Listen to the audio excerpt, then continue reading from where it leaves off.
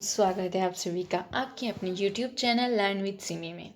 तो आज लेकर आई हूँ मैं आप सभी के लिए NCERT बेस्ड साइंस सीरीज़ का चैप्टर नंबर 9 जिसका नाम है सजीव विशेषताएं एवं आवास। बात करते हैं हम इस चैप्टर की, जिसमें फर्स्ट 3 पेज पर दिया हुआ है हमें सजीवों के लिए खोज, सजीव एवं उनका परिवेश। ठीक है, ये सजीव क्या क्या होते हैं, जीव किसमें होता है, निर्जीव, ये आगे हम पढ़ेंगे। ठीक है,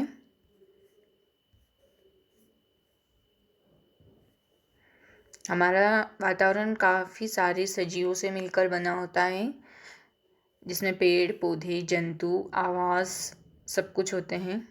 हम मनुष्य भी सजीव प्राणी हैं कि इसमें कुछ इतना खास जानने लायक है नहीं, फिर भी हम कुछ मेन जो टॉपिक्स हैं उनकी बात करते हैं। जिन विशिष्ट संरचना अथवा स्वभाव की उपस्थिति किसी पौधे अथवा जंतु को, ये देख सकते हैं आप यहाँ पर लिखी हुई है लाइन, जिन विशिष्ट रचना अथवा स्वभाव की उपस्थिति में किसी पौधे अथवा जंतु को उसके परिवेश में रहने के लिए योग्य बनाती अनुकूलन कहलाता है। मतलब कि कोई सजीव प्राणी अपने वातावरण में रहने के लिए योग्य हो जाता है, इस परिवेश में रहने के लिए योग्य हो जाता है, एडजस्ट कर लेता है, तो अनुकूलन कहलाता है। विभिन्न जंतु भिन्न परिवेश के प्रति अलग अलग रूप से अनुकूलित हो सकते हैं।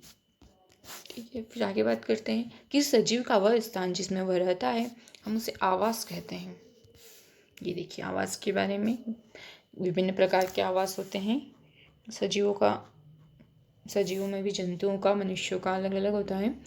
किसी सजीव का वह स्थान जिसमें वो रहता है उसे आवास कहते हैं। ठीक है, फिर आगे हम आवासों के बारे में चर्चा करते हैं। स्थल पर पाए जाने वाले पौधों और जंतुओं के आवास को स्थलीय आवास कहते हैं। हम लोग स्थलीय आवास में रहते हैं।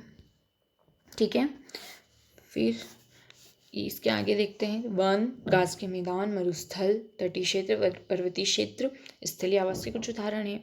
जलाशय, दलदल, झील, नदियाँ एवं समुद्र जहाँ पौधे एवं जंतु जल में रहते हैं उन्हें जलीय आवास कहते हैं। विश्व के विभिन्न भागों में पाए जाने वाले वनों, घास के मैदानों, स्थलों, मरुस्थलों, तटीय पर्वतीय क्षेत्रों में बहुत विषमताएं हैं, यह सभी जलीय आवासों के लिए भी सत्य है। किसी आवासों में पाए जाने वाले सभी जीव जैसे कि पौधे एवं जंतु उसके जैव घटक होते हैं। चट्टान, मिट्टी, वायु, जल जैसी अनेक निर्जीव वस्तुएं आवास के अजैव घटक होते हैं। सूर्य का प्रकाश, ऊष्मा भी अजैव घटक है। ये क्वेश्चन एक बार NCERT में आपको कंफ्यूज करने के लिए दिया गया था कि सूर्य का प्रकाश कौन सा घटक है। ये सूर्य का प्रकाश कौन सा घटक है, ऊष्मा, सूर्य का प्रकाश अजैव घटक है। ये क्वेश्चन आया भी था एक बार, हम लोगों को थोड़ा माइंड में रखना है इस बात को। अपने परिवेश में होने वाले परिवर्तनों का सामंजस्य स्थापित करने के लिए कुछ जीवों में तो थोड़े समय के लिए परिवर्तन हो सकते हैं। उदाहरण के लिए यदि हम मैदानी क्षेत्र में रहते हैं और अचानक ही उच्च परिवेश क्षेत्र में चले जाएं तो हमें कुछ दिनों तक श्वास लेने और शारीरिक व्यायाम में असुविधा हो सकती है। पहाड़ पर हमें तीव्र गति से श्वास लेना पड़ता है। कुछ दिनों बाद हमारी शरीर पर्वतीय क्षेत्र के वातावरण के प्रति अपने आप को ढाल सकता है तथा हमें श्वास लेने के लिए कोई परेशानी नहीं होगी। अल्प अवधि में किसी एक जीव के शरीर में होने वाले ये छोटे परिवर्तन पर्य अनुकूलन कहलाते हैं। यह परिवर्तन हजारों वर्ष में अनुकूलन से भिन्न है। ठीक है, ये क्वेश्चन भी एक बार थोड़ा सा लैंग्वेज चेंज करके दिया गया था।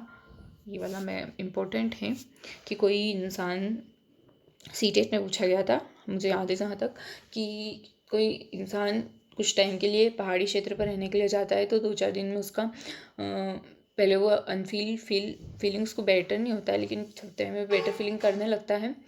तो यह कौन सा उदाहरण है, ऐसा कुछ करके क्वेश्चन था। मैं क्वेश्चन आपको अगली बार अपलोड करके दिखाती हूँ। ठीक है, फिर बात कर रहे हैं हम लोग विभिन्न आवासों की यात्रा। कुछ स्थलीय आवासों के बारे में करते हैं बात, जो कि हमने ऊपर की है। मरुस्थल के अजैव घटकों और ऊँट के अनुकूलन के विषय हम पहले चर्चा कर चुके हैं। ये मरुस्थल में ऊँट पाए जाते हैं। तो बील में मरुस्थलीय जंतु, मरुस्थल में रहने वाले चूहे सांप ऊँट की भांति लंबे पेट नहीं होते हैं। दिन की तेज गर्मी से बचने के लिए भूमि के अंदर गहरे बिलों में रहते हैं। रात्रि के समय तापमान कम होता है तो जंतु बाहर निकलते हैं। मरुस्थल में उगने वाले कुछ सामान्य पौधों को चित्र में दर्शाया गया है। देखिए, एक नागफनी कहा जाता है, कैक्टस, नागफनी जो भी हम कहते हैं, ये कांटे वाले पौधे होते हैं। पौधे मरुस्थल के प्रति अनुकूलित होते हैं। ठीक है, ये क्रियाकलाप में कैसे दिया हुआ है कि ये कैसे अनुकूलित होते हैं वगैरह वगैरह। पर्वतीय क्षेत्र के बारे में हमने मरुस्थलीय वाले में जान लिया कि वहाँ पे जंतु कैसे रहते हैं और वहाँ पे पौधे कैसे पाए जाते हैं। और पर्वतीय क्षेत्र, ये आवास क्षेत्र सामान्यतः बहुत ठंडे होते हैं, उनमें बहुत तेज हवा चलती है। कुछ क्षेत्रों में शीतकाल में हिमपात भी होता है, मतलब कि बर्फबारी। ये हम लोग अभी भी देख पा रहे हैं, जैसे कि अभी ठंड का मौसम चल रहा है हमारे इधर, तो पर्वतीय क्षेत्र यानी कि जम्मू कश्मीर आदि में हिम वर्षा हो रही है। व पर्वतीय आवास के कुछ वृक्ष, ये ऐसे वृक्ष होते हैं कांटेदार और झाड़ी टाइप्स, इन पे चादर बिछ जाती है बर्फ़ की। ठीक है, ये वहाँ के जानवर जो पहाड़ी क्षेत्रों में यानी ठंडे प्रदेशों में पाए जाते हैं। EBC ये 3 जानवर दिए गए। पहाड़ी ये तेंदुआ है A नंबर पर, ये तेंदुआ पहाड़ी। याक और ये जो थर्ड पे है C, ये है पहाड़ी बकरी। इसकी पहाड़ी बकरी अलग अलग टाइप्स की होती है। कुछ पहाड़ी बकरी से शॉल वगैरह ये सब बनाए जाते हैं इनकी छाल से, शरीर की छाल से। ठीक है, जिनमें काफ़ी गर्मी होती है स्वेटर्स में। सामान्यतः शंखाकार होते हैं तथा इनकी शाखाएं तिरछी होती है। क्षेत्रों में पत्तियां सूखी। ठीक है, ये हो गया हमारा। पर्वतीय क्षेत्र में पाए जाने वाले जंतु भी वहाँ की परिस्थितियों के प्रति अनुकूलित होते हैं। उनकी मोटी त्वचा फिर ठंडे से बचाव करती है, ये जो भी मैंने पॉइंट बताया। उदाहरणतः शरीर को गर्मी करने के लिए याक का शरीर लंबे बालों से ढका होता है। पहाड़ी तेंदुओं के शरीर पर फर होते हैं, यह बर्फ पर चलते समय अपने पैरों को ठंड से बचाता है। पहाड़ी बकरी के मजबूत खूर उसे ढलादार चट्टानों पर दौड़ने के लिए अनुकूलित बनाते हैं। ये भी विभिन्न प्रकार की विशेषताएं होती हैं इन जंतुओं में, जो ताकि ये पर्वतीय या पहाड़ी क्षेत्रों में सर्वाइव कर सके। घास स्थल, शेर वन में अथवा घास स्थल में रहता है तथा एक ऐसी शक्तिशाली जंतु है जो हिरण जैसे जंतुओं का शिकार कर उन्हें मारकर खा जाता है। यह मटमैले रंग का होता है। एक शेर एवं हिरण का चित्र, इन दोनों जंतुओं की आंखें उनके चेहरे पर किस प्रकार स्थित है, क्या वे चेहरे के समान पार्श्व जीवन यापन और इनके बारे में दिया गया है। देखिए A और B, ये एक शेर है और हिरण है। शिकार का भी पता नहीं चलता, चेहरे के सामने की आंखें उसे वन में दूर तक शिकार खोजने में सहायता करती हैं।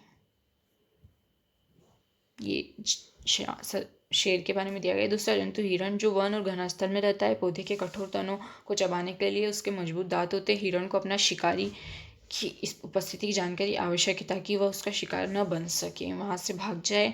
लंबे कान उसे शिकारी गतिविधि की जानकारी देते हैं और इसके सिर के पार्श्व में दोनों ओर स्थित आंखें प्रत्येक दिशा में देखकर खतरा महसूस करती। ठीक है, हिरण की पार्श्व की आंखें होती है, पार्श्व साइड होती है आंखें।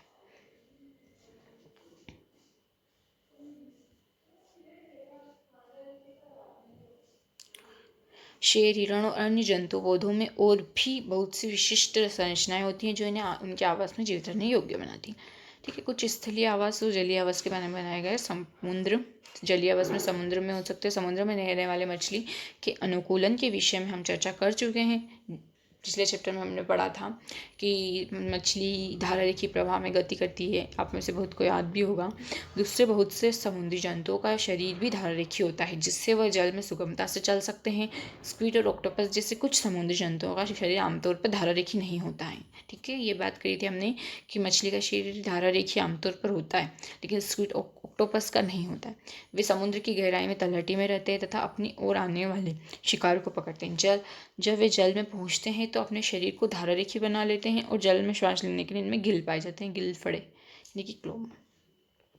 डेल्फिन और व्हेल जैसे कुछ जंतुओं में गिल नहीं होते हैं, ये सिर पर स्थित नासा द्वार अथवा वात छिद्रों द्वारा श्वास लेते हैं। व्हेल और डॉल्फिन की यहाँ बात हुई है, ये जल में लंबे समय तक बिना श्वास किए रह सकते हैं। वे समय समय पर समुद्री सतह पर आकर श्वसन छिद्रों से जल बाहर निकालते हैं एवं श्वास द्वारा स्वच्छ वायु भरते हैं। ठीक है, तालाब और झीलों की बात की गई है। इनमें विभिन्न प्रकार के जानवर पाए जाते हैं, इनमें पौधे भी होते हैं, ये बिना उग जाते हैं। इसके आगे हम लोग बात करते हैं हमारे आसपास के जीवों की। हमें विभिन्न आवासीय क्षेत्रों की यात्रा की अनेक पौधे और जीव जंतु के बारे में चर्चा भी कर ली है। क्रियाकलाप 1 ने हमने जान भी लिया है, ये जो क्रियाकलाप 1 था। ठीक है, उसके बाद हमने तालाबों की स्थलीय जीवी जलीय स्थलीय मरुस्थलीय सभी जीवों के बारे में जानकारी प्राप्त की। ठीक है। मेज जैसी वस्तुएं सजीव नहीं है। सजीव और निर्जीव का डिफरेंस तो आप लोगों को पता ही होगा। पहले एडवर्ड लियर द्वारा रचित कंप्लीट नॉनसेंस का यह छंद पढ़ रही थी। मेज ने कुर्सी से कहा, तुम्हें पता नहीं है मैं गर्मी में कितनी तपी हूँ, और अपने पैरों की बीवाई से यदि थोड़ा टहल पाते, हम थोड़ा बोल पाते, प्रार्थना करो हम वायु ले सके। मेज ने कुर्सी से कहा, कुर्सी ने मेज से कहा, अब तुम जानती हो कभी हम समर्थ नहीं है, तुम कैसी मूर्खतापूर्ण बातें करती हो, जबकि तुम जानती हो हम चल नहीं सकते। मेज ने ठंडी सांसें भरते हुए कहा, कोशिश करने में क्या हर्ज है, हमारे पास भी तो उतने ही पैर हैं जितने तुम्हारे हैं, हम दो पैरों पर क्यों नहीं चल सकते। ये एक हास्यपद कह सकते हैं या फिर इमेजिनेशन के द्वारा बनाई गई कविता है, छंद कह सकते हैं। क्या सजीव को भी भोजन की आवश्यकता होती है? हाँ जी, भोजन सजीवों को उनकी वृद्धि के लिए आवश्यक ऊर्जा प्रदान करता है। सजीवों को उनके अंदर होने वाले अन्य जीव प्रकरणों के लिए भी ऊर्जा की आवश्यकता होती है। ठीक है। क्या सभी जीवों में वृद्धि परिलक्षित होती है? हाँ, जंतुओं के बच्चे भी वृद्धि कर वयस्क हो जाते हैं। कुत्ते पिल्ले वयस्क हो जाते हैं, अंडे सूत्रों को चूजा या मुर्गे बन जाते हैं। ये देखिए विकास क्रम दिया हुआ, ये बाल्यावस्था, सॉरी शिशुवावस्था, बाल्यावस्था, ये उत्तर बाल्यावस्था, फिर उसके बाद ये पूर्व बाल्यावस्था, उत्तर बाल्यावस्था, किशोर अवस्था और वयस्क अवस्था या प्रौढ़ावस्था। ठीक है। ये मनुष्य का क्रिया हो गई। उसके बाद वृद्धि करके मुर्गी अथवा मुर्गे में परिवर्तन हो जाता है। ठीक है। ये मुर्गी का चूजा रहता है, फिर थोड़ा मुर्गी फिर बड़ा हो जाता है। पौधे भी वृद्धि करते हैं। हमारे चारों ओर पाए जाने वाले विभिन्न अवलोकन कीजिए। क्या सभी सजीव श्वसन करते हैं? हाँ, सभी सजीव श्वसन करते हैं। हम श्वास छोड़ते हैं तो शरीर के अंदर की वायु बाहर निकल जाती है। श्वास लेना श्वसन क्रिया का एक हिस्सा है। श्वसन के अंदर ली गई वायु को ऑक्सीजन की कुछ मात्रा का उपयोग होता है। इस क्रिया में बनी कार्बन डाइऑक्साइड को हम श्वास द्वारा बाहर निष्कासित कर देते हैं। श्वसन सभी सजीवों के लिए आवश्यक है। ग्रहण किए गए भोजन से श्वसन के द्वारा ही हमारे शरीर को ऊर्जा मिलती है। कुछ जंतुओं में गैस आदान प्रदान का तरीका भिन्न हो सकता है, जो श्वसन का एक हिस्सा होता है। उदाहरण के लिए केंचुआ त्वचा द्वारा सांस लेता है। हमने पढ़ा मछली गिलफड़े द्वारा सांस लेती है, जिनकी सहायता से वह जल में घुली हुई ऑक्सीजन को अवशोषित करती है। ठीक है। मनुष्य नाक द्वारा श्वसन करता है। यही सब है श्वसन की क्रियाएं, विभिन्न प्रकार से, विभिन्न गति से। क्या सभी सजीव उद्दीपन के प्रति अनुक्रिया करते हैं? जी करते हैं। ये देखिए, पौधे की सूर्य के प्रकाश के प्रति अनुक्रिया। ठीक है। वातावरण में होने वाले इन परिवर्तनों को उद्दीपन, हम सभी क्या करते हैं प्रकार के परिवर्तन। ठीक है। ये सजीवों में उत्सर्जन, सभी सजीवों में उत्सर्जन होता है, अपशिष्ट पदार्थों को बाहर निकालते हैं। क्या सभी सजीव प्रजनन करते हैं? नींद में अंडे देते हैं। हाँ, सभी सजीव प्रजनन करते हैं। कोई पक्षी अंडे देता है तो कोई स्फुटन द्वारा नवजात उत्पन्न करते हैं। प्रजनन सभी में एक ही क्रिया होती है। जंतु प्रजनन द्वारा अपने समान संतान उत्पन्न करते हैं। भिन्न प्रजंतुओं का प्रजनन का ढंग अलग अलग होता है। कुछ अंडों से, कुछ बच्चे देकर, ऐसे भिन्न प्रकार के होते हैं। जैसे कि ये कोयल अंडे देती है, कौवा अंडे देता है, तो गाय बकरी ये सब बच्चे देती है। ठीक है। फिर आगे बात करते हैं पौधों में प्रजनन कैसे होता है। एक पौधे का बीज अंकुरित होकर नया पौधा बनाता है। इस प्रकार पौधों में प्रजनन की क्रिया होती है। मनुष्यों में प्रजनन की क्रिया से आप भली भांति परिचित है। पौधे कलम द्वारा भी उगाए जाते हैं। क्या आप स्वयं इस विधि द्वारा उगाना चाहेंगे? हम लोगों ने ट्राई भी किया होगा कि कलम से पौधे उगाना। गुलाब की कलम लगाते हैं तो गुलाब का पौधा बनता है। कभी कभी बीज से अगर कोई पौधा नहीं भी बन पाता है तो बहुत सी बार गुलाब को हम लोग कलम बनाकर लगाते हैं, जो कि आसानी से जल्दी चलता है। सजीव प्रजनन के आधार अपने समान अनेक संतान उत्पन्न करते हैं। क्या सभी सजीव गति करते हैं? हाँ, सभी सजीव गति करते हैं। ठीक है। ये क्वेश्चंस है जो कि बच्चों को उनकी काल्पनिक क्षमता को विकसित करने के लिए पूछे जाते हैं। फिर जीवन क्या है? गेहूं की बोरी में हाथ डालिए। क्या आपको कुछ गर्मी का अनुभव होता है? गर्मी उत्पन्न होती है। यह गर्मी बीजों के श्वसन के कारण उत्पन्न होती है। हमने देखा है कि बीजों में श्वसन की क्रिया उस समय भी चलती रहती है। जीव प्रक्रम उतने सक्रिय नहीं होते। संभवतः हमारे श्वसन आखिर जीवन है। क्या करते इतना सरल नहीं हो सकता है, परंतु जनजीवों की विविधता को देखकर अचानक ही मुँह से निकल जाता है कि जीवन सुंदर है। ठीक है, मेरे साथ कहिए, जीवन सुंदर है। मुख्य शब्द अनुकूलन, जलीय आवास, जैव घटक, उत्सर्जन, वृद्धि, आवास, जीव, प्रजनन, श्वसन और उद्दीपन। ये प्रमुख शब्दों के बारे में हमने पढ़ा। इसका सारांश हम देख लेते हैं।